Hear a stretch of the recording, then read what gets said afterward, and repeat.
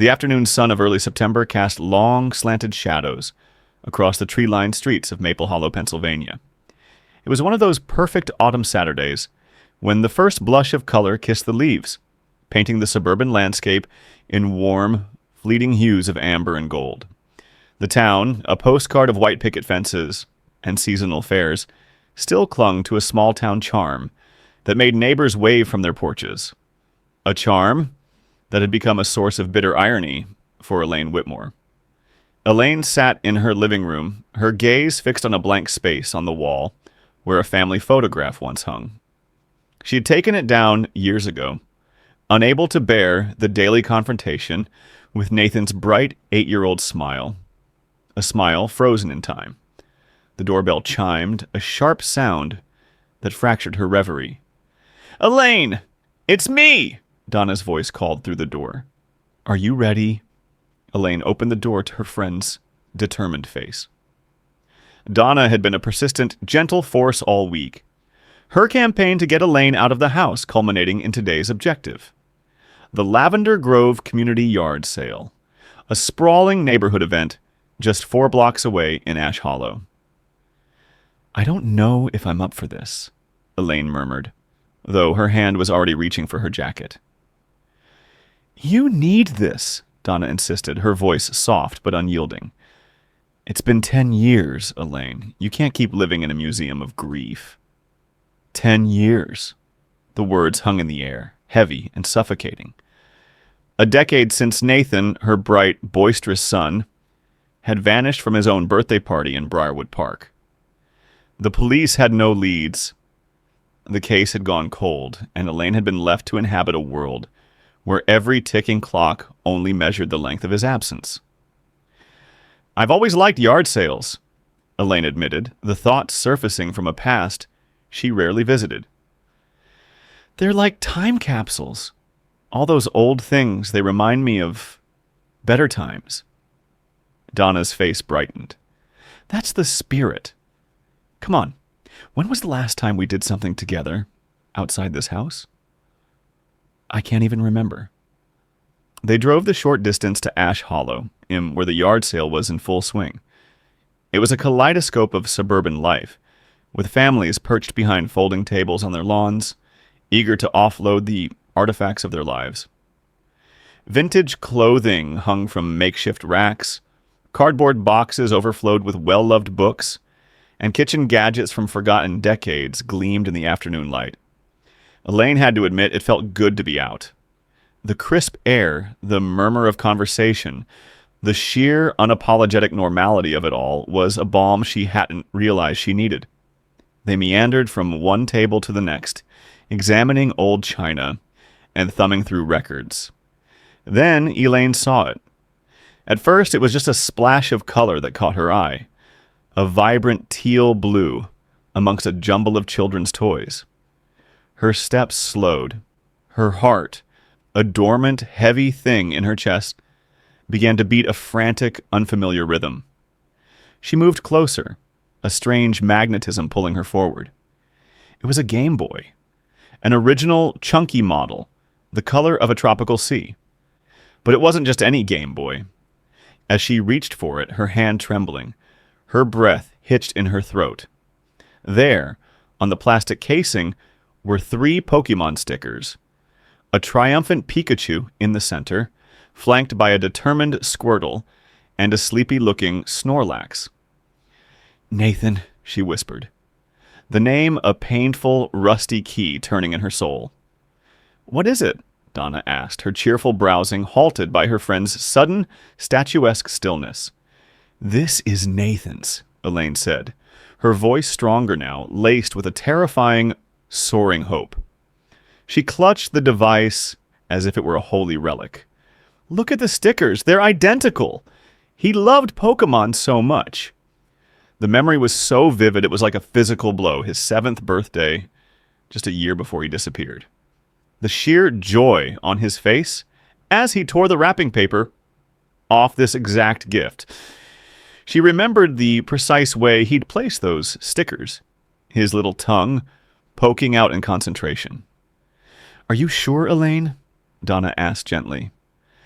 I've never been more sure of anything in my life, she said, her grip tightening. No one else could possibly have this exact Game Boy, with these same stickers in this exact pattern. Can I help you, ladies? An elderly man approached them, his smile friendly until he registered Elaine's pale, distressed face. Where did you get this? Elaine's voice was a ragged tremor. She was shaking so badly she almost dropped the device. The man's hand shot out, catching it instinctively before it hit the ground. Whoa there! Are you all right? This is my son's, Elaine said, her voice rising, drawing the attention of nearby shoppers. This is my missing son's Game Boy. Where is he? Where is my boy? The carefully constructed dam of a decade's worth of grief burst. Please, she sobbed. If you know where Nathan is, please just tell me so I can see him again. The man's expression shifted from confusion to a guarded, fearful hesitation.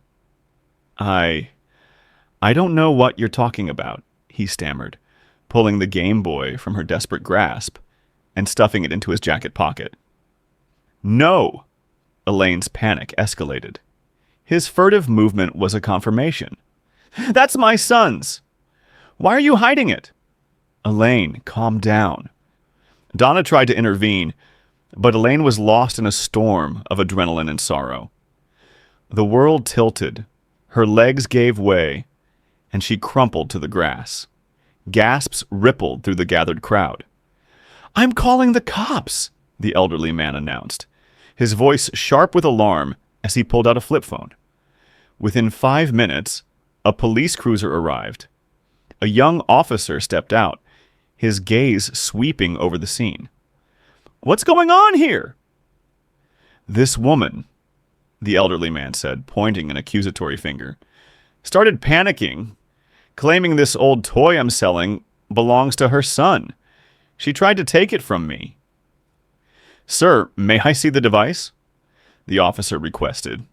The man crossed his arms, his posture rigid.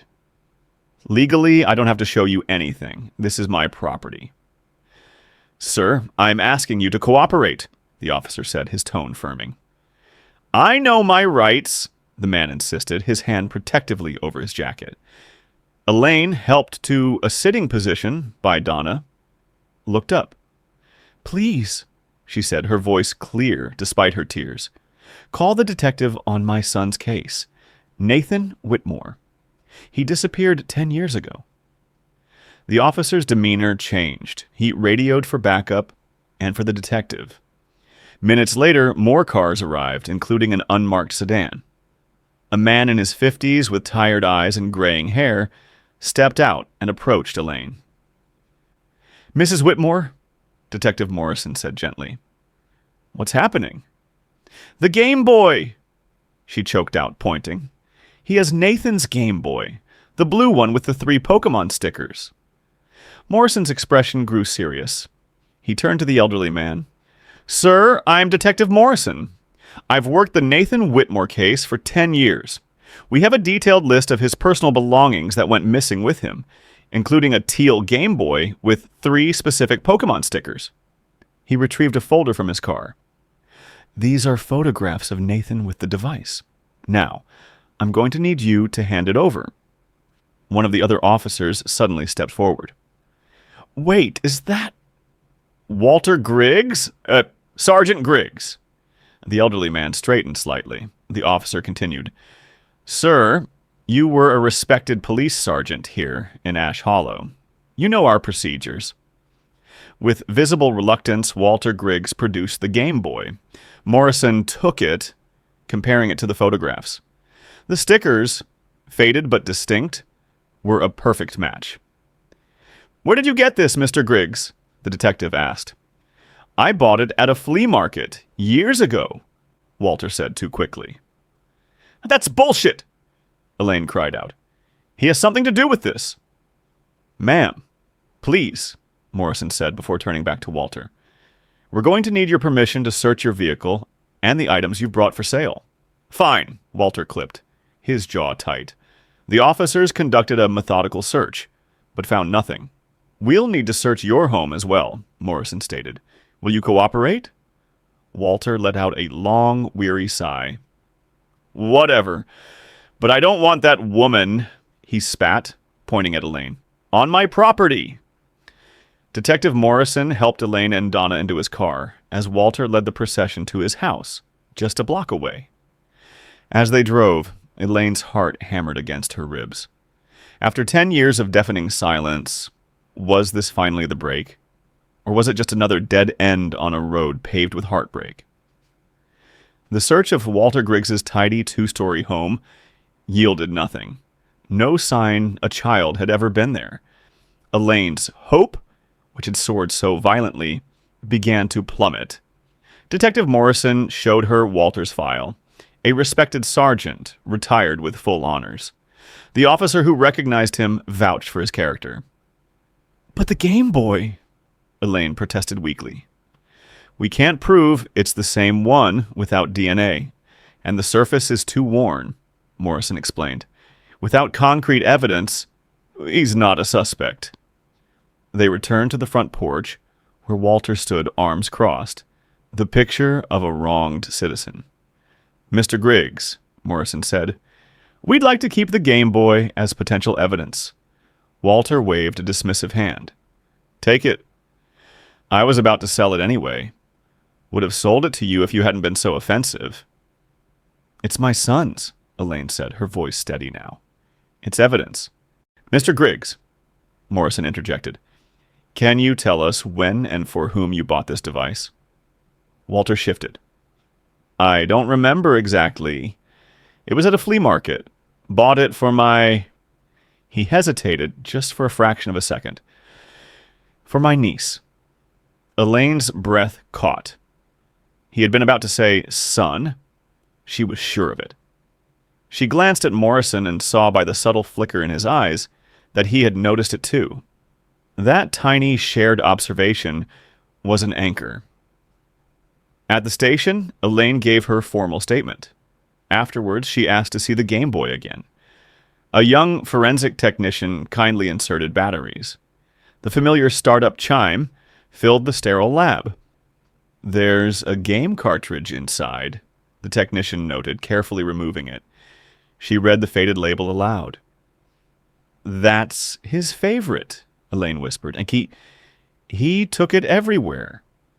The hope was a dangerous, painful thing, but she couldn't suppress it. At home, the silence of her house was unbearable. She thought about the scene at the yard sale, the accusing stares, her own loss of control. Guilt gnawed at her. She called Donna. I need to go back, Elaine said. I need to apologize to him. I made a terrible scene. Donna, though hesitant, agreed. They drove back to Lavender Grove just as the yard sale was winding down. They found Walter loading boxes into his trunk, his movements sharp and angry. What now? He snapped as they approached. I came to apologize, Elaine said. I was out of line. I'm sorry. Walter's expression remained hard. I've lived here peacefully for years. I don't need this kind of drama. He slammed his trunk shut and stalked away. As Elaine and Donna returned to their car, a gaudy green Volkswagen New Beetle pulled up near Walter's vehicle. A younger man, perhaps in his late 20s, got out. They watched as Walter returned and angrily shoved a heavy, open-topped box toward him. What looked like game cards and toy cars spilled onto the asphalt. Donna cracked her window. Fragments of a tense conversation drifted over. Don't care. Walter's voice was sharp. Not mine. Sake of your mother. Then leave.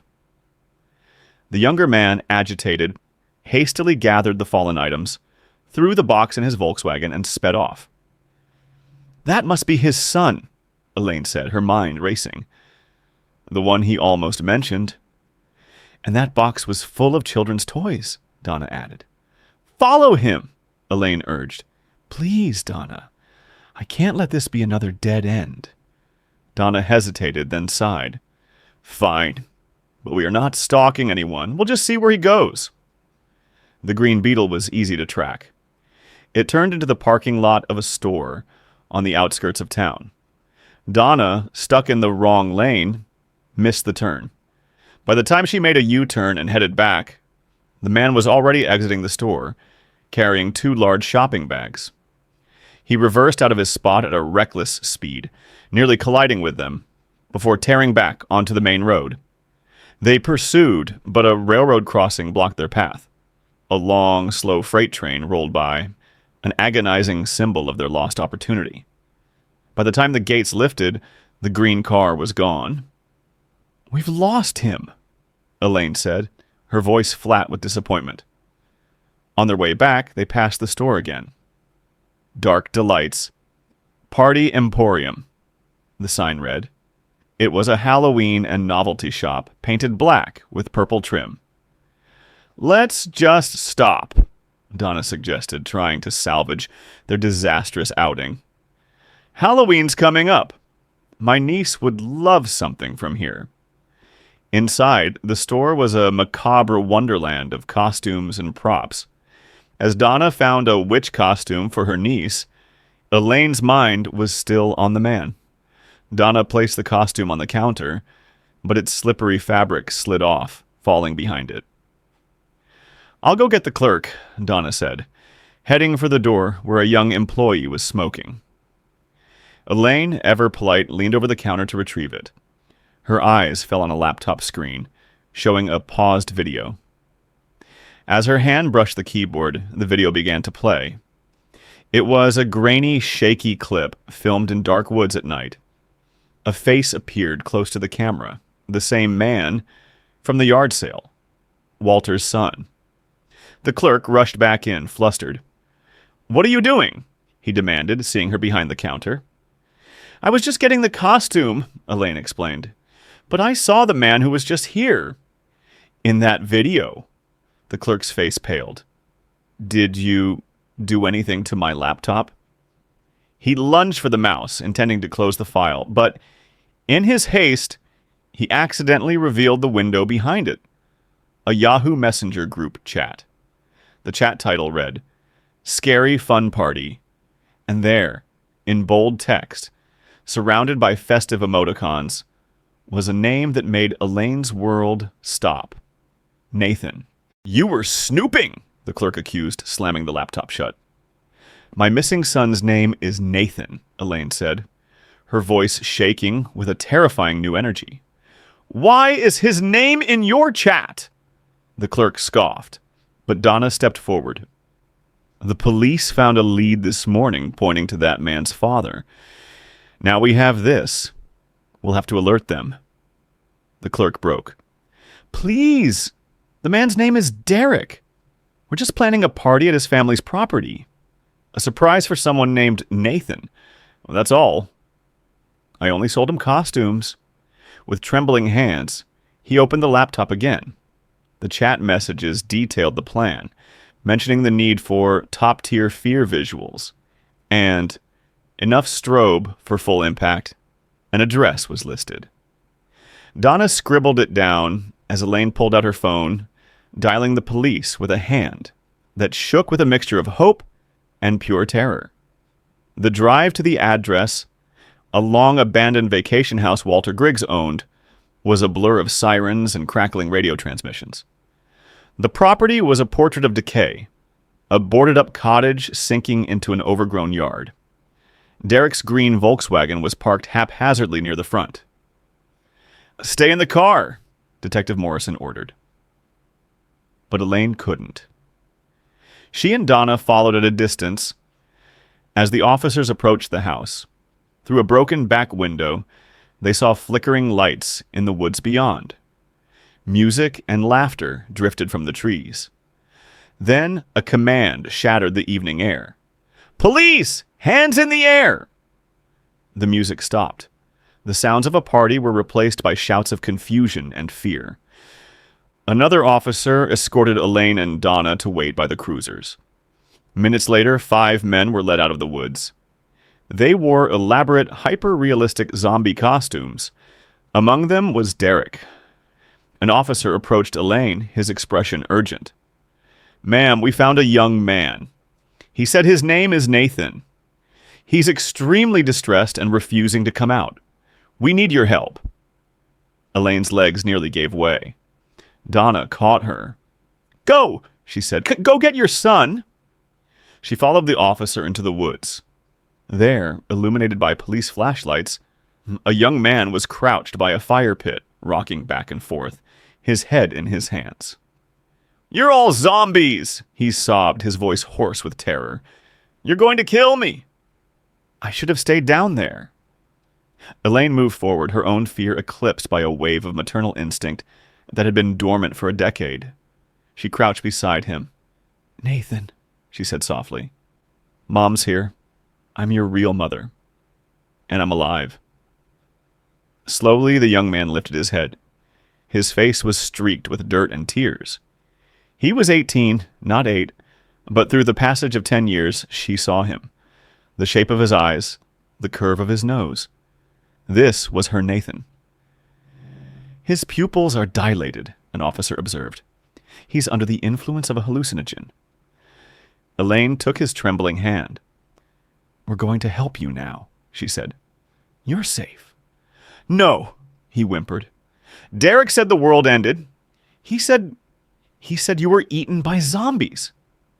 Her heart shattered. With infinite patience, she and the officers coaxed him to his feet. He clung to her, a terrified stranger who was also her entire world. At the hospital, the full monstrous story came out. Derek, they learned from his proud, unrepentant confession, had lured Nathan away from the birthday party. He'd convinced the adventurous boy to play a secret spy game, then sedated him and carried him away. For 10 years, he had kept Nathan in the sealed basement of another abandoned property, feeding him a narrative that the world had been overrun by zombies and he was his sole protector. The parties were elaborate, drug-fueled productions designed to reinforce the terror, to frighten Nathan back into submission whenever his curiosity about the outside world grew too strong. Walter Griggs, brought to the hospital, confessed his own sins of denial. He'd known his son was disturbed, obsessed, but had never wanted to believe him capable of such an act. The Game Boy at the yard sale was from a box of Derek's old childhood things he was clearing out, never knowing its true origin. Finally, Elaine was allowed into Nathan's room. He was sitting up in bed, looking small and lost. "You said he began," his voice uncertain. "You're my mother?" Elaine sat on the edge of the bed, tears streaming down her face. "Yes, sweetheart, I'm your mom." "I barely remember," he whispered. "But I remember your voice. You used to sing to me."